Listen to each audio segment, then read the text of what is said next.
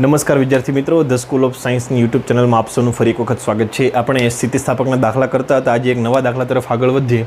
દાખલાની રકમ કંઈક આ પ્રમાણે છે। નરમ સ્ટીલમાંથી બનાવેલા 4 પોલા અને સમાન નળાકાર છે, પણ મિત્રો કેવા છે? અંદરથી ફોલા છે અને કેટલા છે? 4 છે।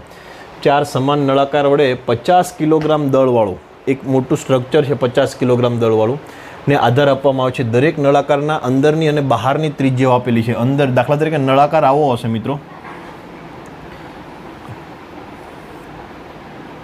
આવો નળાકાર સળિયો હશે, આ અહીંયા દ્રવ્ય હશે અને વચ્ચેથી પોલું હશે, એટલે અંદરની ત્રિજ્યા R1 અને બહારની ત્રિજ્યા R2 તમને આપી દીધું છે। અંદરની ત્રિજ્યા 30 સેન્ટીમીટર અને બહારની ત્રિજ્યા 60 સેન્ટીમીટર। એ ભાર વહેંચણી સમાન રીતે થાય છે। 4 સ્ટીલના સળિયા છે, ચારે 4 સ્ટીલના સળિયા પર સમાન ભાર વહેંચાય છે, એટલે કે આ 50,000 કિલોગ્રામ છે એ કેટલા સળિયા સહન કરે છે? દાખલા તરીકે આ સ્ટ્રક્ચર છે, તો આ એક સળિયો, બીજો સળિયો, ત્રીજો સળિયો અને ચોથો સળિયો।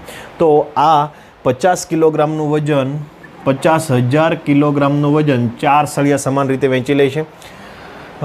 તેમ ધારીને દરેક નળાકારમાં દાબીય વિકૃતિની ગણતરી કરો। દરેક નળાકારમાં દાબીય વિકૃતિ કેટલી ઉત્પન્ન થશે, એટલે કે વિકૃતિ ગણવાની છે મિત્રો। તો આપણને સૂત્ર ખબર હોવી જોઈએ કે યંગ મોડ્યુલસનું સૂત્ર શું થાય? યંગ મોડ્યુલસ બરાબર સિગ્મા બાય એપ્સિલોન, પ્રતિબળના છેદમાં વિકૃતિ। પહેલાં આવું તમારે મગજની અંદર આવું બનાવી દેવાનું, તમારા માઇન્ડની અંદર, કે મારે શું કરવાનું છે। ચાલો આપણે વિકૃતિ ગણવાની છે, તો વિકૃતિને કરતાં બનાવે તો સિગ્માના છેદમાં વાય થાય। વાય એટલે યંગ મોડ્યુલસ। મિત્રો સ્ટીલનો યંગ મોડ્યુલસ તમારે ફરજિયાત યાદ રાખવાનો છે। અહીંયા આપેલો નથી, કદાચ રકમમાં આપેલો પણ હોય ને ના પણ આપેલો હોય, તો આપણે અહીંયા લખી દઈએ વાય સ્ટીલ બરાબર 2 × 10⁻11 ન્યૂટન પર મીટર સ્ક્વેર। આપેલો હોય એવું જરૂરી નથી, એટલે તમારે યાદ રાખવું પડશે। તો વાય સ્ટીલ તમને ખબર છે। હવે જો મિત્રો તમને સિગ્મા ખબર પડી જાય તો તમારે આ દાબીય વિકૃતિની ગણતરી થઈ શકે। તો સિગ્મા એટલે શું? તો કે પ્રતિબળ। પ્રતિબળની વ્યાખ્યાત કરો કે એકમ ક્ષેત્રફળ દીઠ ઉત્પન્ન થતું પુનઃસ્થાપક બળ। તો હવે આપણી મેઇન માથાકૂટ છે પ્રતિબળ મેળવવા માટે। સિગ્મા = એકમ ક્ષેત્રફળ દીઠ લાગતું બળ। હવે પાછી ફરીથી એફ અને એ એટલે શું? તો એ એટલે આડછેદનું ક્ષેત્રફળ, જ્યાં તમારું આ દ્રવ્ય લટકેલું છે, દ્રવ્ય ઉપર મૂકેલું છે એના આડછેદનું ક્ષેત્રફળ। અને એફ એટલે કેટલું બળ લાગે છે। મિત્રો અહીંયા યાદ રાખજો, ટોટલ બળ 50,000 કિલોગ્રામ છે, એ ચારેય વહેંચી લે છે। તો એકના ભાગે કેટલું આવશે? તો પહેલાં આપણે એ કરીએ, એક સળિયા પર વજન, એક સળિયા પર, અથવા તો એક નળાકાર પણ કહી શકો, એક નળાકાર પર વજન કેટલું થશે? તો કે ટોટલ એફ છે એને ભાગ્યા શું કરવાનું? 4 કરવાનું। ટોટલ એફ કેટલું છે? ટોટલ એફ 50,000 કિલોગ્રામ એ દળ છે। અહીંયા બળ કેટલું થશે? તો કે એફ બરાબર mg જેટલું, એટલે mg/4। એમ એટલે કેટલા? 50,000 ગુણ્યા g એટલે કેટલા? 10 ભાગ્યા કેટલા? 4। તો તમને ટોટલ, સોરી મિત્રો ડસ્ટર કિધર છે, તો 50,000 ગુણ્યા 10 એટલે 5 લાખ ભાગ્યા 4 થશે। આપણે કેલ્ક્યુલેટર કરી જોઈએ કે એનો આન્સર કેટલો આવશે। 50 ભાગ્યા 4 એટલે 12.5 થાય, એટલે 125 સમથિંગ આવશે। 50,000 ગુણ્યા 10 ભાગ્યા 4 એટલે 125,000 આવશે। 125,000 ન્યૂટન। આ તમને શું મળી ગયું? એક પર બળ મળી ગયું, અને આપણે આને એફ ડેશ કહીશું, આને એફ કહ્યું, આપણને એફ મળી ગયું। ટોટલ એક સળિયા પર કેટલું વજન આવશે? તો કે વજન એના પર 50 કિલોગ્રામ દળ છે, તો 50 કિલોગ્રામ દળને અનુરૂપ વજન mg થશે। mg એ 4 સળિયામાં વહેંચી લેશે, એટલે એક સળિયા પર આટલું બળ આવશે, એટલે એફ મળી ગયું। હવે એ મેળવવાનું, તો આપણે પહેલાં વાત કરીએ એમ કે એ કેવું થશે? તો ફરીથી અહીંયા આકૃતિ દોરીને સમજાવું કે એ નળાકાર હશે, એ આવો હશે, અંદરથી ફોલો અને બહારથી, ટૂંકમાં આટલા ભાગમાં દ્રવ્ય ભરેલું હશે, આટલા ભાગમાં દ્રવ્ય હશે અને વચ્ચેનું પોલો હશે। તો આપણે ગણતરી કેની કરવાની? તો કે જે દ્રવ્ય હોય એની જ ગણતરી કરવાની। તો ક્ષેત્રફળ કોનું ગણવાનું થશે? આટલા જે આપણે છેદ કરેલો ભાગ છે એનું ક્ષેત્રફળ ગણવાનું થશે। તો એનું ક્ષેત્રફળ કેટલું થશે? તો કે આપણે આનું તમારે ક્યાંય સૂત્ર આવતું નથી, તો એક કામ કરો, તમે આટલાનું ક્ષેત્રફળ ગણી જુઓ, આટલા આડછેદનું ક્ષેત્રફળ ગણી જુઓ, એમાંથી આટલા આડછેદનું ક્ષેત્રફળ બાદ કરી જુઓ, તો તમને દ્રવ્યના આડછેદનું ક્ષેત્રફળ મળી જશે। ચાલો, તમને બહારની ત્રિજ્યા આપી દીધી છે R2, અંદરની ત્રિજ્યા છે R1, તો આખાનું ક્ષેત્રફળ કેટલું થશે? A2 બરાબર πr2²। અંદરનું ક્ષેત્રફળ કેટલું થશે? A1 બરાબર πr1²। તો આપણે દ્રવ્ય હોય એવું આડછેદનું ક્ષેત્રફળ કેટલું થશે? તો કે પરિણામી આડછેદનું ક્ષેત્રફળ કેટલું થશે? પરિણામી આડછેદનું ક્ષેત્રફળ બરાબર કેટલું થશે? તો કે આખામાંથી બહારમાંથી અંદરનું બાદ કર્યું, કેમ કે અંદરનું પોલું છે, તો a બરાબર a2 માઇનસ a1 એટલે શું થશે? Pi r2 square minus pi r1 square. પાઈને કોમન કાઢી લો તો શું આવશે? r2 square minus r1 square. r2 એટલે બહારની ત્રિજ્યા કેટલી છે? 60 સેન્ટીમીટર. મિત્રો સેન્ટીમીટર નહીં ચાલે, એને આપણે મીટરમાં ફેરવવું પડશે, પણ એ પહેલાં પાઈની કિંમત મૂકી દઈએ 3.14. ચાલો r2નો સ્ક્વેર, r2 એટલે 60 સેન્ટીમીટરને મીટરમાં ફેરવું હોય તો 60 સેન્ટીમીટરના મીટર કેટલા થશે? 0.6 એટલે 0.6નો વર્ગ માઇનસ r1 કેટલું છે? 30 સેન્ટીમીટર. અંદરની ત્રિજ્યા 30 સેન્ટીમીટર છે, તો એનો વર્ગ કેટલો થશે? એને સેન્ટીમીટરના મીટરમાં ફેરવ્યું એટલે 0.3 એનો સ્ક્વેર. ચાલો હવે કેલ્ક્યુલેશન કરીએ. 3.14 0.6નો વર્ગ કેટલો થશે? 0.36. 0.3નો વર્ગ 0.09. ચલો તો આની કેલ્ક્યુલેશન કરીએ. 0.36 માઇનસ 0.09 ગુણ્યા 3.14 એટલે થશે 2.6281 થશે મીટર સ્ક્વેર. મિત્રો સેન્ટીમીટરને મીટરમાં ફેરવી દીધેલા છે એટલે મીટર સ્ક્વેર થશે. ચાલો તો આપણને એ મળી ગયું, એફ મળી ગયું, તો આપણને વિકૃતિ મળી જશે. તો અહીંયા આપણે ફરીથી સૂત્ર મૂકીએ. યંગ મોડ્યુલસનું સૂત્ર y બરાબર સિગ્મા બાય એપ્સિલોન, એપ્સિલોન બરાબર સિગ્મા બાય વાય. વાય આપણને ખબર છે, સિગ્માની કિંમત ખબર છે. સિગ્મા એટલે F by A by Y, એટલે પરિણામી શું થશે? F by A Y. ચાલો એમાં કિંમતો મૂકી દઈએ એટલે આપણો આન્સર થશે. એફની કિંમત કેટલી છે? એફની કિંમત 1,25,000. એની કિંમત કેટલી છે? 2.6281. વાયની કિંમત કેટલી છે? 2 × 10⁻11. ચાલો તો એનું કેલ્ક્યુલેશન કરશો તો 125,000 ભાગ્યા 2.6281 ભાગ્યા 2 એટલે જવાબ આવશે તમારો 23,78,143 ઇન્ટુ 10 કેટલા થશે? આ 10⁻11 છેદમાં જાય છે, ઉપર આવે તો કેટલી આવશે? -11 થશે. અને આને કઈ એકમ નહીં આવે. તમે આને વ્યવસ્થિત ગોઠવશો, જો આ બાજુ વધશે તો ઘાતમાં વધારો થશે. અહીંયા -11 છે, -10 -9 -8 -7 એટલે 2.37 ગુણ્યા 10⁻7 થશે. અહીંયા -11 ડાબી બાજુ ખસો તો ઘાતમાં વધારો થાય, તો અહીંયા પોઈન્ટ હોય તો -11 વધારો કરીએ તો -10 -9 -8 -7 એટલે આટલી વિકૃતિ થશે, આટલી દાબીએ વિકૃતિ થશે. જો તમારે કુલ વિકૃતિ તમને મેળવવાની કીધી, આપણને દરેક નળાકારમાં કીધી, એક નળાકારમાં આટલી થશે, દરેક 4 નળાકારમાં આટલી થશે. જો તમારે કુલ વિકૃતિ મેળવવાની કીધી હોય તો તમારે શું કરવાનું? ગુણ્યા 4 કરવાનો. તો મિત્રો આ દાખલો તમને સમજ પડી ગઈ હશે તો નોટબુક્સમાં ઉતારી લેજો.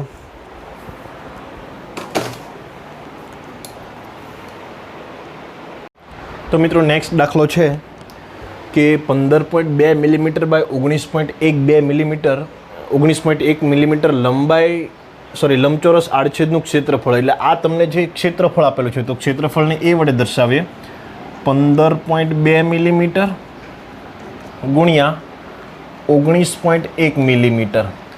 મિત્રો મિલીમીટર એકમ નહીં ચાલે, આપણે એને મીટરમાં ફેરવવું પડશે. તો પહેલાં જ મીટરમાં ફેરવી દઈએ.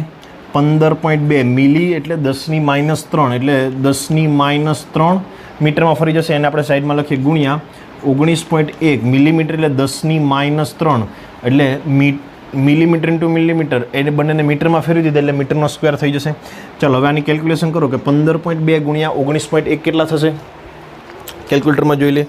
15.2 ગુણ્યા 19.1 290.32 ગુણ્યા 10⁻6 મીટર સ્ક્વેર આડછેદનું ક્ષેત્રફળ મળી ગયું. હવે જોઈએ બીજું શું આપેલું છે.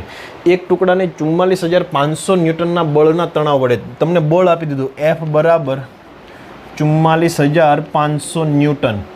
તણાવ વડે ખેંચવામાં આવે છે, જેથી માત્ર સ્થિતિસ્થાપક વિરૂપણ થાય છે. કયું વિરૂપણ થાય છે?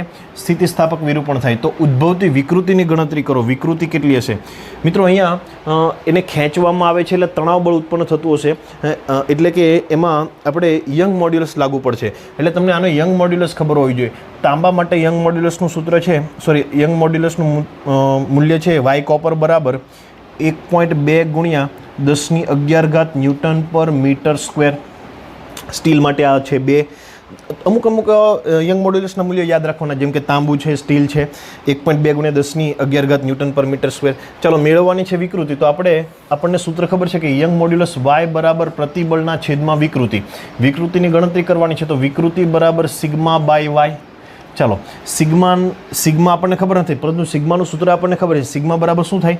F by A, F by A by Y. અંશનો છેદમાં આવી જાય એટલે એફ બાય એ વાય. ચાલો હવે બધી કિંમત મૂકીએ. એફ અહીંયા તમને ડાયરેક્ટ ન્યૂટનમાં જ આપેલો છે, કિલોગ્રામ નહીં. જો કિલોગ્રામમાં આપેલો હોય તો આપણે 9.8 વડે ગુણી અને એમને ન્યૂટનમાં ફેરવત તો 44,500 બેઠે બેઠું મૂકી દઈએ. છેદમાં આડછેદનું ક્ષેત્રફળ મૂકી દઈએ 290.32 ગુણ્યા 10⁻6 ગુણ્યા યંગ મોડ્યુલસનું મૂલ્ય લખવું પડશે 1.2 ગુણ્યા 10⁻11, જે યાદ રાખવાનું છે. ચાલો હવે કેલ્ક્યુલેશન કરો. પહેલાં ઘાત વગરના પદની કેલ્ક્યુલેશન કરી નાખીએ. તો 44,500 ભાગ્યા 290.32 ગુણ્યા 1.2 એટલે એ જવાબ આવશે તમારો 127.73. 127.73. હવે આ છેદની ગણતરી કેવી રીતે કરવાની? તો કે -6 છે, અહીંયા 11 છે, તો 11 - 6 એટલે 5 થશે, +5.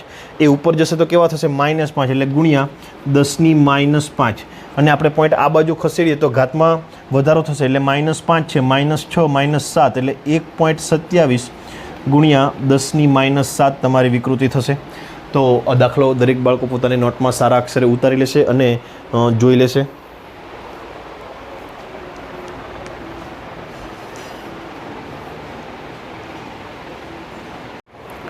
તો મિત્રો નેક્સ્ટ પ્રશ્ન છે 9.9. સ્કી વિસ્તારમાં ઉડન ખટોલા. મિત્રો સ્કી વિસ્તાર એટલે શું? તો કે મોટા બરફના પહાડો હોય તો એક પહાડ પરથી બીજા પહાડ પર જવા માટે, અથવા તો એક પહાડ પર દાખલા તરીકે બરફનો ખૂબ ઊંચો પહાડ છે તો પહાડ પરથી ડાયરેક્ટ નીચે જવા માટે એક દોરડા બાંધેલા, આપણે એને ટૂંકમાં રોપવે કહી શકીએ. તો એક સ્કી વિસ્તારમાં ઉડન ખટોલાનો આધાર એક સ્ટીલનો કેબલ છે. મિત્રો સ્ટીલ આવ્યો એટલે સ્ટીલ માટે તમને યંગ મોડ્યુલસ ફટાકનારાનો યાદ રહેવો જોઈએ. વાય સ્ટીલ ભલે તમને રકમમાં નથી આપેલો પણ કેટલો થાય? 2 × 10⁻11 ન્યૂટન પર મીટર સ્ક્વેર. એમની જરૂર નથી છતાં પણ આપણે લખી નાખીએ સ્ટીલનો કેબલ, જેની ત્રિજ્યા આપી દીધેલી છે મિત્રો. ત્રિજ્યા આર બરાબર 1.5 સેન્ટીમીટર. સેન્ટીમીટરમાં નહીં ચાલે, આપણે હંમેશા મીટર સાથે કામ કરવાનું છે. એટલે 2 પોઈન્ટ આ બાજુ ખસેડો અથવા તો 10⁻2 વડે ગુણી દો. તો આમાં આપણે 10⁻2 વડે ગુણી દઈએ. 10⁻2 તો શું થઈ જશે? મીટર. મહત્તમ પ્રતિબળ આપી દીધું છે સિગ્મા મેક્સિમમ. મહત્તમ પ્રતિબળ એટલે સિગ્મા મેક્સિમમ, કે એમાં વધારેમાં વધારે એટલું જ પ્રતિબળ ઉત્પન્ન થઈ શકે. જો એના કરતાં વધારે તમે પ્રતિબળ આપશો તો એ સ્ટીલનો તાર લાંબો થઈ જશે અથવા તો કાયમી વિકૃતિ આવી જશે. પરંતુ આપણે કેટલું આપવાનું છે? 10⁸ ન્યૂટન પર મીટર સ્ક્વેરથી વધારી શકાતું ન હોવાથી કેબલ કેટલા મહત્તમ ભારને આધાર આપી શકશે, એના પર કેટલો ભાર લટકાવી શકાશે, કેટલું એના પર બળ લગાડી શકાશે, એટલે આપણે ભાર મેળવવાનો છે. ભાર બોલે તો બળ એફ મેળવવાનું છે. તો અહીંયા સિમ્પલ છે કે માત્ર સિગ્મા પરથી આપણને મળી જશે સિગ્મા = F/A. સિગ્મા મેક્સિમમ આપેલું છે, આપણે મેળવવાનું છે એફ. તો એફ બરાબર શું થશે? Sigma maximum × A. સિગ્મા મેક્સિમમની કિંમત ખબર છે, એ એટલે આડછેદનું ક્ષેત્રફળ. તો જે સ્ટીલનો તાર હશે એ કેવો હશે? લંબચોરસ કે ચોરસ કે ત્રિકોણ નહીં હોય, કેવો હશે? હંમેશા નળાકાર હશે. તો નળાકારના આડછેદનું ક્ષેત્રફળ πr² થશે. તો અહીંયા સિગ્મા મેક્સિમમ અને એની જગ્યાએ πr². હવે બધી કિંમતો મૂકી દઈએ. સિગ્મા મેક્સિમમ એટલે 10⁸, પાય એટલે 3.14, આર એટલે 1.5 ગુણ્યા 10⁻2, પરંતુ એનો વર્ક કરવાનો છે 1.5 ગુણ્યા 10⁻2 સ્ક્વેર. ચાલો ડાયરેક્ટ કેલ્ક્યુલેટર કરશો તો તમને ખબર પડશે. 1.5નો વર્ગ એટલે 2.25, 2.25 ગુણ્યા 3.14 એટલે 7.065 × 10⁻, કેટલા થશે? અહીંયા બરાબર સમજો, -10⁻2 ઘાતનો વર્ગ, એટલે જ્યારે ઘાતની ઘાત હોય ત્યારે ગુણાકાર થાય એટલે -2 × 2 એટલે 10⁻4 થશે. અહીંયા 8 છે, 8 - 4 એટલે 10ની કેટલી ઘાત થશે? 4 ઘાત થશે ને એકમ શું આવશે? ન્યૂટન. એટલે વધુમાં વધુ એ આટલો ભાર સહન કરી શકશે. જો આના કરતાં તમે વધારે બળ લગાડશો તો એ સ્ટીલમાં વધારે પ્રતિબળ ઉત્પન્ન થશે ને વધારે પ્રતિબળ ઉત્પન્ન થશે તો એ સ્ટીલનો તાર કાયમી લાંબો થઈ જશે, કાયમી વિકૃતિ આવી જશે અથવા તો તૂટી પણ શકે છે. તો મિત્રો આ એકદમ સિમ્પલ દાખલો છે 9.9, એ પોતાની નોટબુક્સમાં સારી રીતે ઉતારી દેજો. હવે આપણે નેક્સ્ટ દાખલો જોઈએ 9.10. તો મિત્રો નેક્સ્ટ 9.10ની આપણે વાત કરીએ છીએ કે 2 મીટર લંબાઈના 3 તાર છે. એના વડે 15 કિલોગ્રામ દળના દઢ સળિયાને સમાન રીતે લટકાવેલો છે. દાખલા તરીકે આ 3 તાર છે, એક તાર, બીજો તાર અને ત્રીજો તાર, અને અહીંયા એનો જડિત આધાર હશે. આ 3 તારના છેડે એક 15 કિલોગ્રામ દળના દઢ સળિયાને સમાન રીતે લટકાવેલ છે. 3 પૈકીના છેડાના 2 તાર તાંબાના અને વચ્ચેનો તાર લોખંડનો છે. એટલે કે દાખલા તરીકે આ 3 તાર છે તો આ કોપરનો અને આ લોખંડને Fe કહેવાશે અને તાંબાને કોપર Cu કહેવાશે. જો ત્રણેય તાર સમાન તણાવ અનુભવતા હોય, એટલે કે આમાં જેટલું તણાવ બળ લાગે એટલું જ તણાવ બળને આપણે F વડે દર્શાવીએ, અને આમ તો T વડે દર્શાવે, પણ એક જાતનું બળ જ છે એટલે F વડે દર્શાવે તો ચાલશે.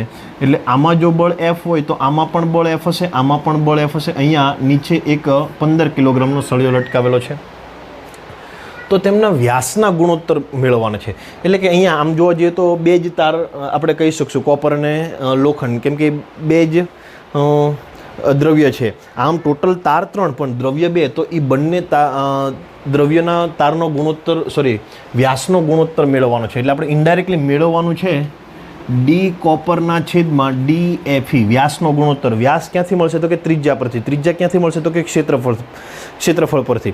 એટલે ઇનડાયરેક્ટલી આપણે ક્ષેત્રફળનો ગુણોત્તર મેળવવાનો છે, એ કોપરના છેદમાં એ Fe. અહીંયા કઈ વિકૃતિ ઉત્પન્ન થશે તો કે આપણને ખબર છે કે તણાવ વિકૃતિ ઉત્પન્ન થશે. એટલે કયો મોડ્યુલસ આવશે? યંગ મોડ્યુલસ આવશે. તો યંગ મોડ્યુલસનું સૂત્ર યાદ કરો, y = FL/A ΔL.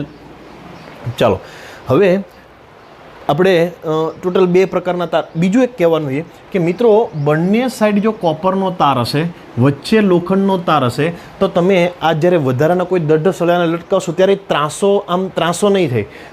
આ કોપરના તાર, બંને કોપરના તારની લંબાઈમાં સમાન ફેરફાર થશે, એટલે બધામાં એક સમાન વિકૃતિ ઉત્પન્ન થશે.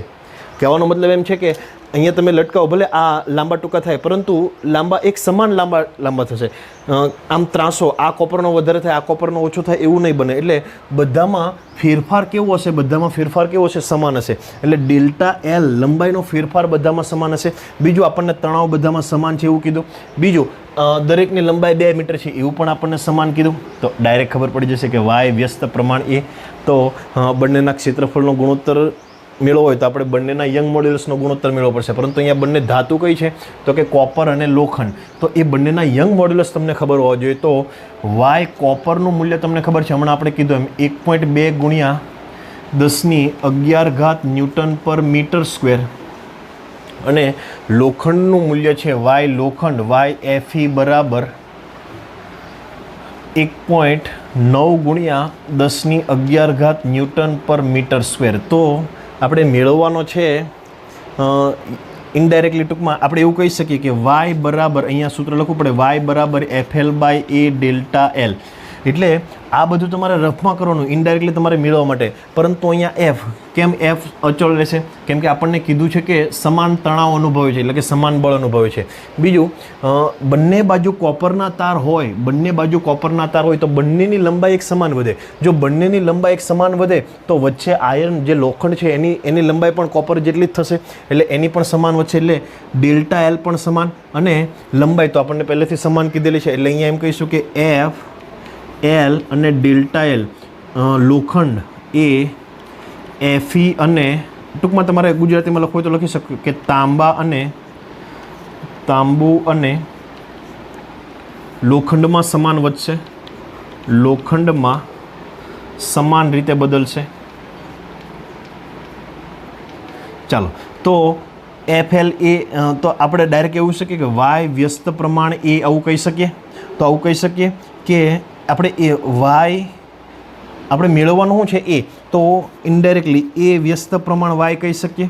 એને આ બાજુ લાવો, y ને આ બાજુ લો. આપણે મેળવવાનું શું છે? A કોપરના છેદમાં A કોપરના છેદમાં A Fe.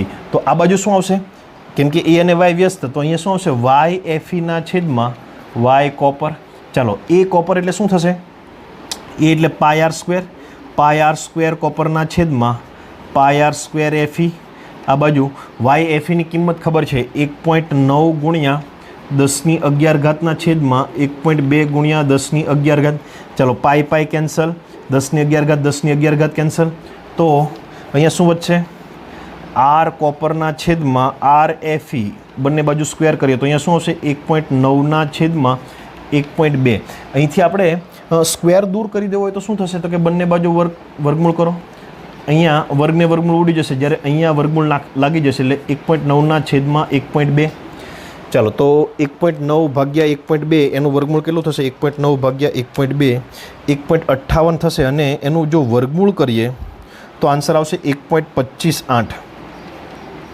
1.258. તો આ શું થશે? એની ત્રિજ્યાનો ગુણોત્તર થશે. ત્રિજ્યા પરથી આપણે વ્યાસ પર જવું હોય તો શું કરવું પડે? તો કે આની જગ્યાએ વ્યાસ લખવું હોય તો શું લખવું પડે? ત્રિજ્યા બરાબર વ્યાસ ભાગ્યા 2. અહીંયા વ્યાસ ભાગ્યા 2 તો 2 ઉડી જશે. તો ડાયરેક્ટ આવું કહી શકીએ કે ડી કોપર જેમ DFE બરાબર કેટલું થશે? 1.258 જેમ 1 થશે.